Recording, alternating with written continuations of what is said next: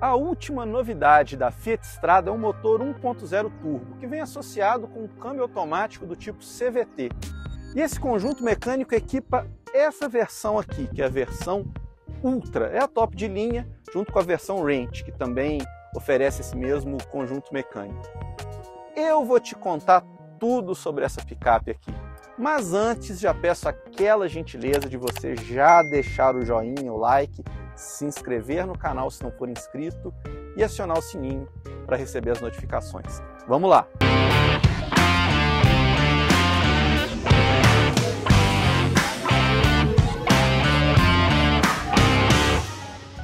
As versões turbo da Fiat Strada, elas têm algumas exclusividades na parte visual, estão concentradas aqui na dianteira. Ela tem esse para-choque com esses nichos, esses recortes para os faróis de neblina, tem essa seção central preta, a grade em formato hexagonal e a versão Ultra tem também esse friso vermelho aqui, que é só dessa versão. Ela tem também as rodas de 16 polegadas. Eu particularmente achei esse visual desse carro bem bonito. Para completar, ela tem os estribos, os espelhos retrovisores nessa cor cinza e no mais as diferenças estão só nos emblemas mesmo, turbo, e aqui na traseira tem também um emblema Turbo 200 em alusão ao torque desse motor em Nm. Na caçamba, a Strada Ultra não traz diferenças em relação às demais versões, o que é esperado, afinal, a picape utiliza a mesma e conhecida carroceria de cabine dupla. A caçamba comporta 844 litros de volume e a capacidade de carga é de 650 kg, duas medidas generosas para uma picape compacta. Lembrando que esse compartimento tem iluminação, tem o protetor e tem a capota marítima. O detalhe é que, como é comum em picapes, essa capota marítima deixa entrar água e poeira. No caso, a gente observou que ela entra poeira, porque no momento do teste não está chovendo. Agora, a vantagem é que a tampa tem a mola que suaviza e facilita o trabalho de fechar o compartimento. Aqui no interior, os pontos de destaque da versão Ultra da Strada são o volante, que ganhou esse miolo semelhante ao de Pulse, Fastback, enfim, um visual um pouco mais atual. E as portas ganharam também uma porção acolchoada no apoio de braço, só as portas dianteiras, diga-se.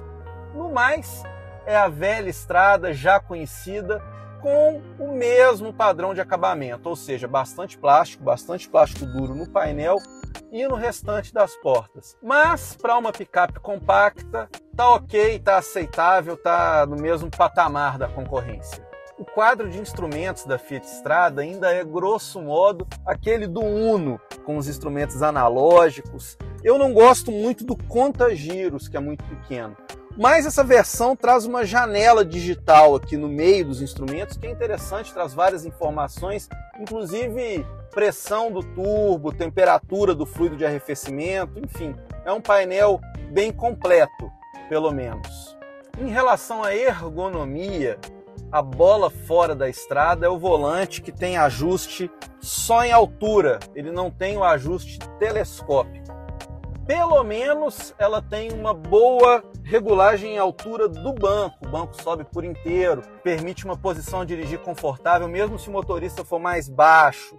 E por falar no banco, ele continua com um assento muito curto, não apoia bem as coxas, aqui a parte de baixo das coxas, e acaba causando algum cansaço em viagem. Nessa versão, os bancos têm esse revestimento que imita couro, mas é curvinho também, aí, outro padrão que a indústria vem adotando de uns tempos para cá. E um outro ponto que a Fiat Strada também fica devendo é um console com mais espaço para pequenos objetos. Pelo menos ela tem um nicho específico para o celular, que é um local aí para carregá-lo, né? Um carregador de celular por indução, e tem também o apoio de braço aqui para o motorista. Uma pergunta que já me fizeram foi: e o espaço traseiro da Strada melhorou em relação à antiga geração? Melhorar em relação à antiga geração, melhorou.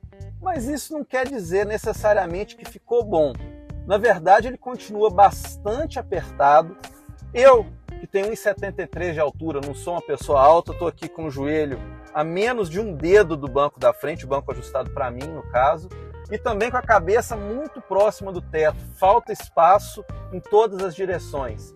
Vale lembrar que a atual estrada é homologada para transportar 3 passageiros aqui atrás, enquanto a geração antiga levava só 2, mas dá para imaginar o martírio que é levar 3 adultos, pelo menos, aqui atrás.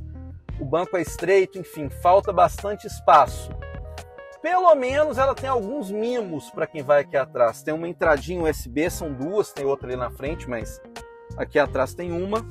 E ela tem também um espaço nas portas, um nicho para pequenos objetos. Fica devendo ainda a iluminação aqui para trás. No que diz respeito aos equipamentos, a Fiat Strada Ultra traz 4 airbags frontais e laterais e fica devendo os do tipo cortina. O modelo também não tem assistências à direção, como alertas de ponto cego ou de frenagem, por exemplo. Outro equipamento que essa versão fica devendo é o controlador da velocidade de cruzeiro, não há nenhum, nem mesmo adaptativo. A lista de equipamentos traz assistente de partida em rampa e controle de estabilidade com uma função que a Fiat chama de Traction Control Plus, que freia a roda que tiver menos tração em situações de off-road, proporcionando mais aderência. Mais ou menos como o antigo sistema Locker fazia, só que nesse caso ele bloqueava diretamente o diferencial. E essa mesma função também ativa a programação off-road do freio ABS. A versão Ultra da Fiat Strada traz ainda ar-condicionado digital, mas com só uma zona de temperatura, câmera e sensores de ré, sistema de monitoramento da pressão dos pneus, faróis em LED, inclusive os de neblina, alarme, vidros elétricos nas 4 portas, travas elétricas com acionamento à distância e retrovisores elétricos.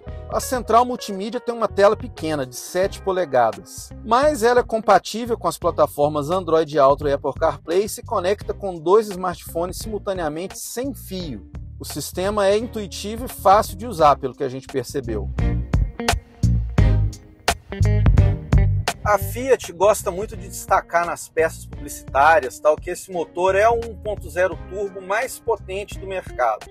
E é verdade, ele desenvolve 125 cavalos com gasolina, 130 cavalos com etanol e 20,4 kgfm de torque com os 2 combustíveis. E o que é mais importante, esse torque máximo generoso, ele surge a apenas 1.750 RPM, ele surge numa rotação muito baixa. Então o resultado é que a estrada ela responde muito bem em várias faixas de rotação, desde os regimes baixos até os mais altos. O desempenho desse carro é bom, é realmente bom para uma picape compacta. Mesmo na estrada, para fazer uma ultrapassagem, ela vai muito bem, ela acelera rápido, ela retoma velocidade rápido. Acho que não há nada a reclamar desse aspecto, não. Esse motor ele está bem casado com o câmbio, que é CVT, mas tem 7 marchas simuladas, então um conjunto bem casadinho. E um detalhe que eu acho que é importante destacar é que a estrada tem as borboletas aqui, as aletinhas do volante, para fazer a troca sequencial dessas marchas, que é um item que até alguns carros de segmento superior muitas vezes não tem. Quando eu fui buscar a estrada para fazer o teste, eu fiquei um pouco desconfiado da estabilidade desse carro. Isso porque ela tem um eixo rígido atrás, com molas parabólicas, é um sistema muito apropriado para transportar carga, para suportar peso, mas ele não favorece tanto a dirigibilidade. Mas o caso é que a Fiat recalibrou o sistema para as versões turbo e o resultado é adequado. Ok, a estrada não é um veículo, um devorador de curva, um carro colado no chão. Afinal, a gente está falando de uma picape com uma altura de solo elevada de 18,5 cm, enfim. Mas considerando aí essas limitações naturais do projeto, o resultado está coerente, é bom. A estrada ela consegue fazer curvas sem pregar sustos.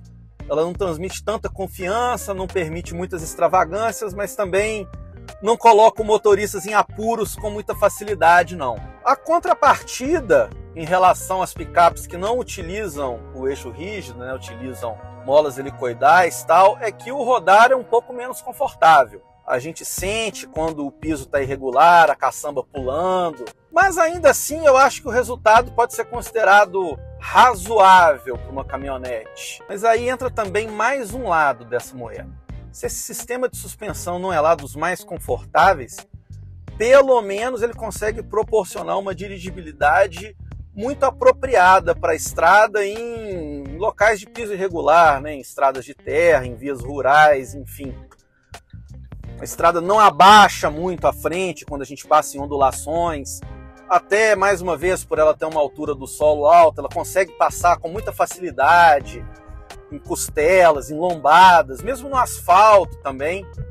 Acho que essa é uma característica também muito relevante para quem busca, para quem quer comprar uma picape.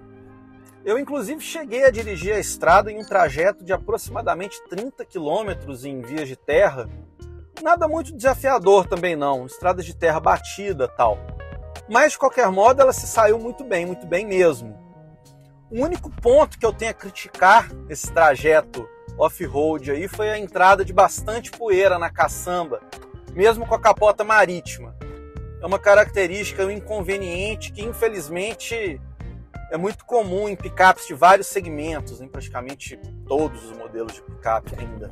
Olha, e no que diz respeito ao consumo, a estrada turbo também manda bem. Nas aferições que a gente fez aqui no Vroom, a picape cravou 8,2 km por litro na cidade e 11,3 na estrada com etanol. São números bons para um veículo abastecido com etanol. Eu acho que o que o conjunto mecânico desse carro fica devendo é um sistema de freios a disco na traseira, né? Essa picape tem tambores no eixo traseiro. Ela não chega a frear mal, não é um carro inseguro para frear, nada disso. Mas considerando que é um veículo que transporta 650 quilos de carga e concentrados no eixo traseiro, eu penso que faz falta o freio a disco atrás. Acho que com o veículo carregado, principalmente, isso faz uma diferença significativa. Se a ideia for realmente comprar uma dessas versões top de linha com motor turbo da estrada, eu penso que vale a pena também dar uma olhada na Chevrolet Montana. Ela custa mais ou menos R$8.000 a mais com câmbio automático, uma diferença de preço pequena. E as duas picapes, elas são diferentes em alguns pontos que vai depender mais do tipo de uso que o consumidor vai fazer. Por exemplo, a Montana tem um pouco mais de espaço no banco traseiro e tem um rodar mais confortável justamente por ter um sistema de suspensão com mola helicoidal na traseira e tal. Que por outro lado é um sistema menos adequado a peso, inclusive a capacidade de carga da Montana também é um pouco menor do que a da estrada. Então fica aí essa questão de uso pessoal para escolher entre as duas. Isso aí, pessoal, eu agradeço por vocês ficarem comigo aqui até o fim desse vídeo e já faço convite para vocês continuarem de olho aí no Vroom, continuarem de olho no nosso conteúdo, que tem sempre vídeo novo, tem sempre coisa legal aí para vocês. Muito obrigado, tudo de bom e até a próxima!